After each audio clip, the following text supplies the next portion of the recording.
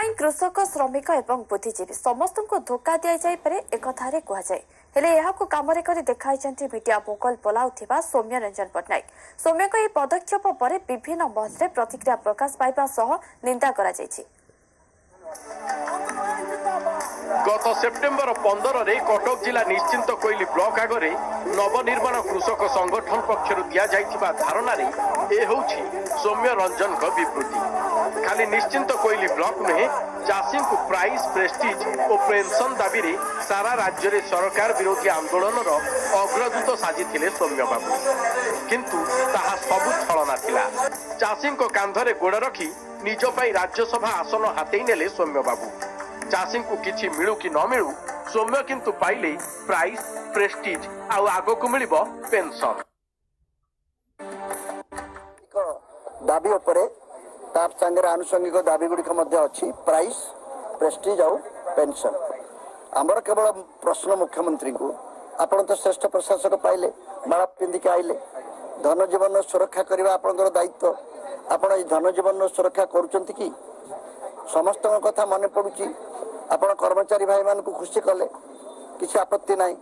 आपण पुणी विधायक भाई मान को खुशी कले कहीं खुशी कले पीसी बंद कर सब लोकहसा कथा कहीं कर तेणु चाषी मान कथा पड़ा बेलू मुख्यमंत्री जी बढ़ीगला जी मरीगला ताको क्षतिपूरण दिगला।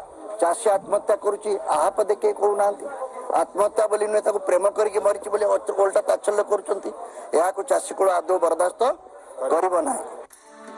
अन्य पक्षरे राज्यर जंगल जमी इडको जमी आदिवासी मानक अर्थ हड़प करी ओडिशार बादशाह पालटिथिबा अच्युत सामंतक राज्यसभा टिकेट पाइबाकू दृढ़ विरोध करिसंती जनसाधारण। जहांक दुर्नीतिर फर्द अदालत रे पर्दाफाश होईछि सेही व्यक्ति को राज्यसभा पठाइबा द्वारा नवीन सरकार को असल मुखा खोली जाइछि बोली लोके कहउछंती। एटा होची गोटे प्रशासन जे कि भोट बैंक पे प्रशासन नवीन बाबूंकर अच्युत सामंत आपण देखंतु जने धनी लोक आ सब जे धनी होइछन्ति केवल घोटाला जमीर इडको जमी हड़प करिबा जंगल जमी हड़प करिबा बेआईन भावे 73 वर्ष को 69 वर्ष बढ़ेबा ये सब जिनस तैयारी करिबा ये कोन गोटा प्रकार घोटाला नुहे। नवीन बाबू जानिचंती बा सरकार जानिचंती तांको पाखरे सफिशिएंट एविडेंस अछि तांको पे कार्यानुष्ठान नबा पई किंतु कौन कार्यानुष्ठान न नहीं तांको लॉलीपॉप धरी नहीं जाउछन्ती राज्यसभा को। ये सब कोन एते हुंडा एते मूर्ख हो गेले। मूर्ख लोक केवल चाष करती शिक्षित युवक चाष करती से जानी पार ना ये समाज को एक्सेप्ट करने भोट बैंक हो। द्वितीय कथा है गणमाध्यम दीटा गणमाध्यम गोटे गणमाध्यम बड़ गणमाध्यम वैजयंत बाबूकर जे कि सारा ओडिशा रे प्रतिष्ठित गणमाध्यम मु कहूनी से टीवी ना गोटे टीवी छाड़े दीटा टीवी पाइले ये हूँ नवीन बाबू कारनामा। आपण विचार करेंगे सौम्य बाबू कथा बर्तमान से राज्यसभा मेंबर नवीन प्रभु पठाला बीजेडी दल तरफ जो लोक आज दीर्घ दिन धरी कृषक समावेश चाषी समावेश करी जन आंदोलन सारा ओडिशा सरकार विरुद्ध में करुले चाषी को प्राइज दि जाऊ प्रेस्टीज दि जाऊ पेंशन दि जाऊ तो कौन एमती भितर डील है निजर से सुविधा एत सुविधावादी नेता निजे पेंशन पाईगले दरमा पाईगले प्रेस्टीज गोटे पाईगले राज्यसभा आउ पेंशन दरमा मिलिबो निज सुविधा डील हो गला।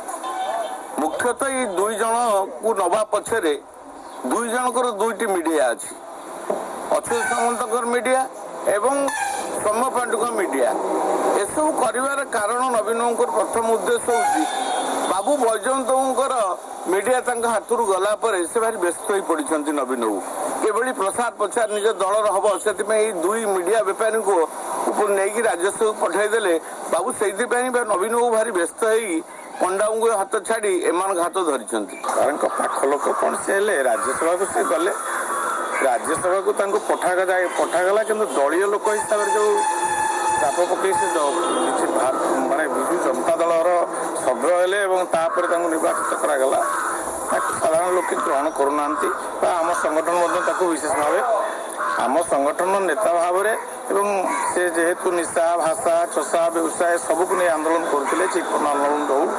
ଲୋକେ ଏ କଥାକୁ ଭଲ ଭାବେ ଗ୍ରହଣ କରୁ ନାହାନ୍ତି ଏଭଳି ନିଷ୍ପତ୍ତି ନବୀନ ବାବୁଙ୍କର ନିଷ୍ପତ୍ତି କି ଲୋକେ ସ୍ୱାଗତ କରୁନାହାନ୍ତି କି ସୌମ୍ୟ ବାବୁ ମଧ୍ୟ ଯୋଉ ରାଜନୈତିକ ନିଷ୍ପତ୍ତି ନେଇ ବିଜୁ ଜନତା ଦଳର ସଭ୍ୟ ଭାବରେ ଯୋଗ ଦେବା ଦେଇକିରି ରାଜ୍ୟସଭାକୁ ଗଲେ ତାକୁ ମଧ୍ୟ ଲୋକେ ଏହି କ୍ଷମତା ଲୋଭୀ ଖଣି ଓ ଜମି ମାଫିଆଙ୍କୁ ସାଧାରଣ ଜନତା କିଭଳି ଗ୍ରହଣ କରିବେ ତାହା ଦେଖିବାକୁ ବାକି ରହିଲା।